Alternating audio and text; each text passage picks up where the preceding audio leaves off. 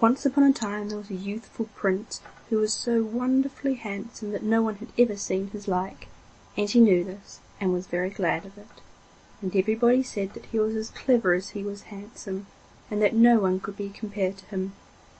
Of this he was quite convinced, and he made a solemn vow that he would never take any woman to wife unless she was as handsome and nearly as clever as he was himself. If he could find such a paragon, he would marry her. There were many beautiful maidens in the land, but they were not the cleverest. There were also many maidens who were clever enough, but they were not the fairest. This is much as certain. The prince found no girl who combined in her person half enough good looks and wit to suit him. He was now of an age when he and his father the king, and their faithful subjects, were all of an opinion that he ought to get married, but, as we have seen, because of the vow he had made, there was not a maiden in the land to whom he could play his addresses. So he determined to journey to other countries, and to travel incognito and unattended. He wanted to see things for himself, and to have no one with him who could reveal anything about him. He travelled far and wide, from one land to another, but it fared with him abroad as it had fared with him at home. He could find no girl beautiful or clever enough for him, much less could he find one who could lay claim to the possession of both these attributes. So once more he felt his quest for a worthy bride had proved vain, and turned his face homeward. One day he was riding through a wood. He rode and rode, but still he could not get to the end of the forest. Noonday came, and evening came, and he was still in the wood, and still could see no way out of it. He had completely lost his way. He had no idea where he was, nor where he was going, nor where he should find shelter for the night, and food and rest for himself and his horse. And they were both tired out. At last he saw a small cloud of blue smoke rising amid the green trees, and riding towards it he soon came to a little cottage, very poor and mean-looking. But he was glad enough, for here at least he should find somebody. He got off his horse and knocked at the door. A poor old man opened it, and a poor old woman also came forward. They appeared very much astonished to see such a fine, handsome young knight. The prince, after wishing them good evening, said that he had lost his way, and that he had been riding through the wood all day long without coming to a dwelling of any kind, and now he begged them to give him shelter for the night. At first they said they were not the sort of people to receive such grand gentlefolk. It was easy to see they wanted to get rid of him. But when he told them that neither he nor his horse could hold out any longer, so greatly did they need rest and a night's lodging, the old couple had not the heart to refuse, so they agreed to take him if he would put up with what they could offer him. His first care was for his horse. Stable there was none, but there was a bit of a shed for the old people's cow. As it was summer time, the cow was out to grass, so the prince put his horse up in the shed, and gave him a drink of water and a bundle of hay, to the great content of the poor tired beast. Then he went into the cottage, which consisted of one little room, which was both dark and low. He sat down on a wooden bench and began to talk to the old people. Did they live here all alone in the wild wood? Yes, the old folks said, they did. There was nobody else in the house, and there was no other house for miles and miles around. They got on as best they could, and managed to make a living out of their goat and their cow. Then the prince had his supper, the best the house could afford, a crust of dry bread and a bowl of milk. The old folk then fetched a wisp of straw and spread it out on the floor, intending to lie upon it. They had but one bed, and they meant to give it up to this grand guest. But the prince would not hear of such a thing.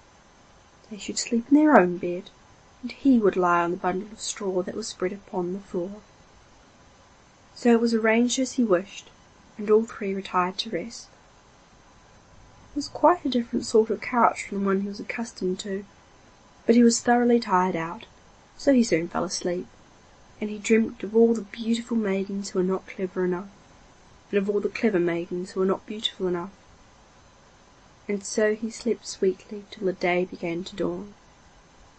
Then he awoke, and stiff enough he was in all his limbs from lying on so hard a bed, twist and turn as he might, he could not get to sleep again. Presently he heard something stirring in the little loft overhead. It might be rats or mice, or perhaps a cat. Yes, it was certainly a cat. But a little while after he heard a whirring sound, exactly like a spinning wheel. Then he heard singing. That could not be the cat, nor was it the song of the birds out in the wood. No, it was a woman's sweet voice keeping time with the whirring of the wheel. So sweet a song he had never heard before. He sprang to his feet, rubbed his eyes, pricked up his ears, and at the same moment the old folk got up too. The Prince at once asked them who it was up there in the loft that had begun spinning and singing at the break of day. All was quite quiet overhead now, and the old people persisted, as they had the previous night, that there was no one in the house but themselves. "Nay," said the Prince, "it is no use trying to make me believe that. I prefer believing what I have heard with my own ears, and you may as well tell me the plain truth, for I am determined to learn it, one way or another." So then the old man made a clean breast of it. The Prince was quite right. There was somebody else in the house. It was their daughter, in her little room up in the loft. They were so afraid lest someone should see her and want to take her away from them, for, indeed, they would miss her sadly, old and feeble as they were. She earned a few pence by her spinning and weaving. Who else was there to take care of them? Soon they would be no longer able to look after themselves. Well, the Prince said he had heard her, and now he wanted to see her.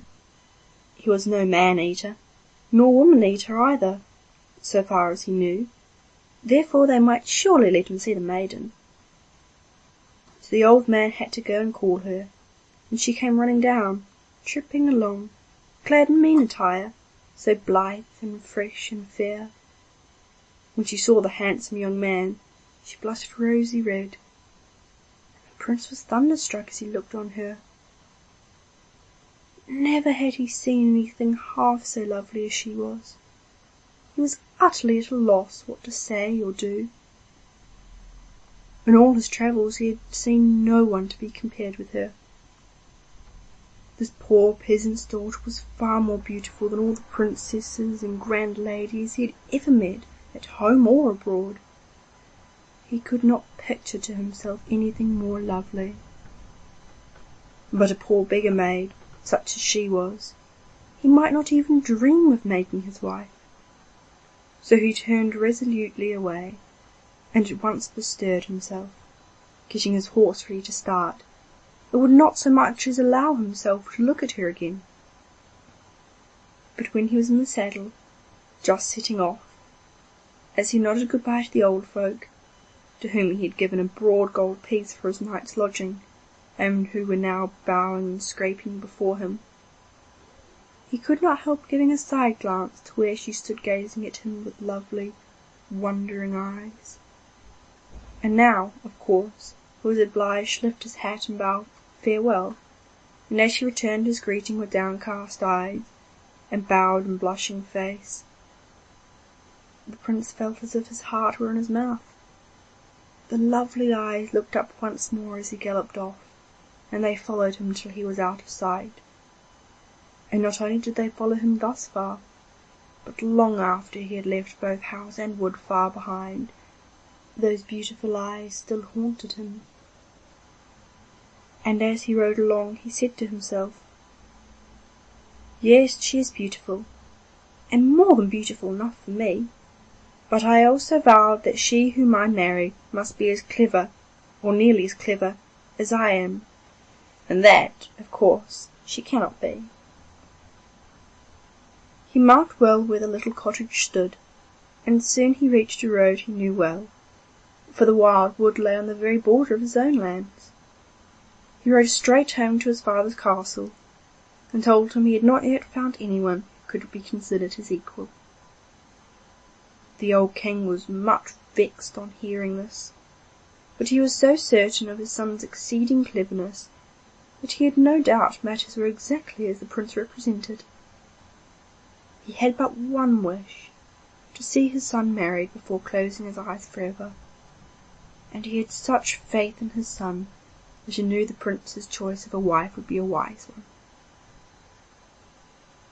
So now the prince was at home once more, surrounded by all the good things imaginable, and yet he knew not one moment's certainty. Dainty food failed to tempt his appetite, no sweet sleep came to him on his downy couch. His thoughts were always with the fair young maiden who dwelt in the wild wood. He thought of her early and late, and whether he would or not. At last he said to himself, "There must be an end of this." He called to mind his vow that the loveliest and cleverest girl should be his bride, and so, in order to be rid of all thought of her, he determined to convince himself that although the peasant's daughter might be beautiful enough, she was far from being clever enough for him. So he wrote a letter to her, enclosing 2 skeins of silk, and bidding her weave for him with them a pair of bed curtains. He sent off a royal courier at once, bidding him bring back an immediate answer. The messenger returned the same evening with a letter from the woodland maiden, and in the letter lay 2 splinters of wood. The maiden had written that if out of these bits of wood he would make her a loom, she would weave him the curtains he had ordered. After this the prince could no longer doubt that she was quite as clever as he was, and now he felt bound to perform the vow that he had made, which was just what he most wished to do. So he rode forth with all his royal train to the cottage in the wild wood, and he told the old people that he had come to woo their daughter for his bride, if she were willing.